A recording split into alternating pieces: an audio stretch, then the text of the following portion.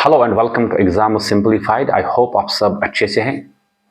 Jammu Kashmir public service commission के preliminary examination के बाद काफ़ी सारे बच्चों के मैसेजेस मेरे को बार बार आ रही हैं, टेलीग्राम पे, कमेंट सेक्शन में और व्हाट्सएप पे भी बहुत सारे बच्चों के मैसेजेस आ रहे हैं जो लगातार एक ही क्यूरी है बच्चों की। सर, हमारा स्कोर जो है 60 और 70 के बीच में है, क्या हमें मेन एग्जामिनेशन की तैयारी करनी चाहिए या नहीं करनी चाहिए? तो मैंने सोचा कि आज संडे है, टाइम है, हम इसको एड्रेस करें एक बार, ताकि बच्चों को कम से कम क्लियरिटी तो आए कि हमें आगे का रोड मैप क्या होगा। देखिए, सबसे इंपॉर्टेंट चीज़ ये है कि बहुत सारे बच्चों की रिप्रेजेंटेशन गई है, कुछ कुछ मिला के शायद कुछ 300-400 बंदों ने रिप्रेजेंटेशन दिया है, कुछ 7 या 8 क्वेश्चन का रिप्रेजेंटेशन है। देखिए, after representation the score will drastically change if at all PSC is taking action on those question जिनका अगर वो आंसर को रिवर्स करते हैं। क्योंकि उससे क्या होता है, पर्टिकुलर पर्सन जो अभी let's take an example 2 question या 3 क्वेश्चन की वजह से उसको 6 मार्क्स मिल रहे हैं, नॉट ओनली 6 मार्क्स प्लस 0.66 जो नेगेटिव है वो भी उसको एड ही हो रहा है।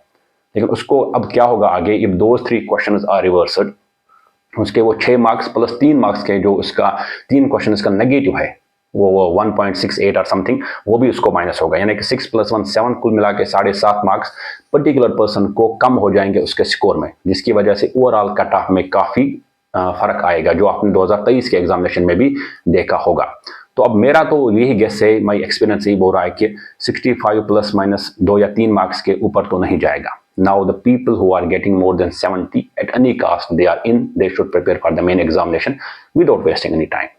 The people who are in between like 55 ± 5, they are on the border, but they should also not worry. They should also prepare for the main examination. Why? Because a particular day gained is a particular day you are at least ahead when it comes to preparation. Take an example, if you are right now trying to figure out what is the main syllabus, or what are the PYQs, and what are the modules which I have to cover when it comes to my optional subject, when it comes to my ethics, when it comes to my essay, right? So then you will be in a much better position tomorrow if the PSC announces the date for the main examination. You'll be not in worry कि मेरे पास अब time कम है। सो अभी जो आपके पास दिन है उसमें से PYQs को देख लीजिए, कहाँ से क्या क्वेश्चन आता है, हॉट थीम्स क्या है आपके पर्टिकुलर सब्जेक्ट में, उनको एक बार एनालाइज कीजिए कि कहाँ से क्वेश्चन पूछ रहे हैं, उनको एक बार A4 साइज पे लिख लीजिए, वो आपके लिए इंपॉर्टेंट रहेगा।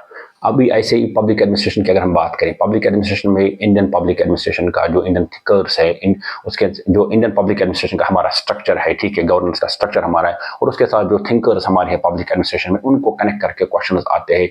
म्यूनिसिपलिटी के बारे में क्वेश्चन आते हैं, सेकंड ARC फर्स्ट ARC के बारे में क्वेश्चन आते हैं, role of district administration, disaster management में DC का क्या रोल रहता है, वो सारे क्वेश्चन आपको आते हैं। तो उन चीज़ों को आपको देखना पड़ेगा।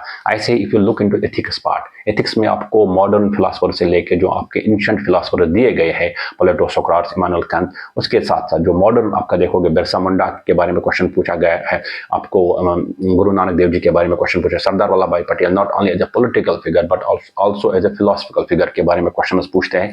तो यू नीड टू अंडरस्टैंड कि वो चीज़ें भी आपको कहीं ना कहीं कवर करनी है। And when it comes to general studies paper 1 जो हिस्ट्री ज्योग्राफी, उसके साथ साथ जम्मू कश्मीर के डेवलपमेंट्स पे भी आपको नजर रखनी होगी। वाई? बिकॉज प्रिलिमिनरी में भी इस बार 3 या 4 क्वेश्चन जम्मू कश्मीर से आए थे। तो you need to understand those. Now अब उन बच्चों के लिए जो कहीं ना कहीं अभी बहुत टाइम तक जिनका कोई एग्जाम नहीं है, they don't have any exam line up and they want to appear in the main examination, how they should proceed with this particular exam now. See, what they have to do is that they need to keep the calm.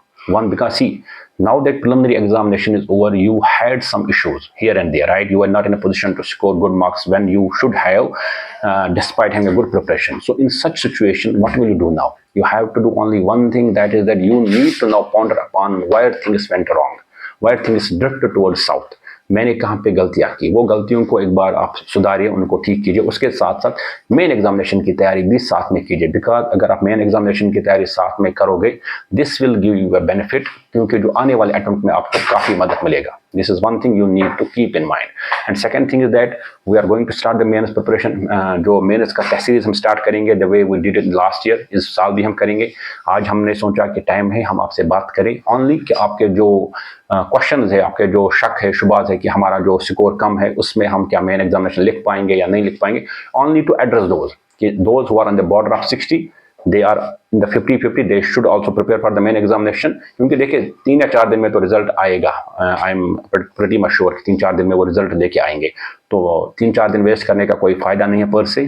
आप उसी चीज़ पे अभी focus कीजिए, ठीक है, which is very very important. आप main examination पे focus कीजिए, अपने छोटे छोटे मॉड्यूल्स को, छोटे छोटे सिलेबस के जो टुकड़े हैं उनको कंप्लीट करने की कोशिश कीजिए। I wish you all the very best. Thank you very much.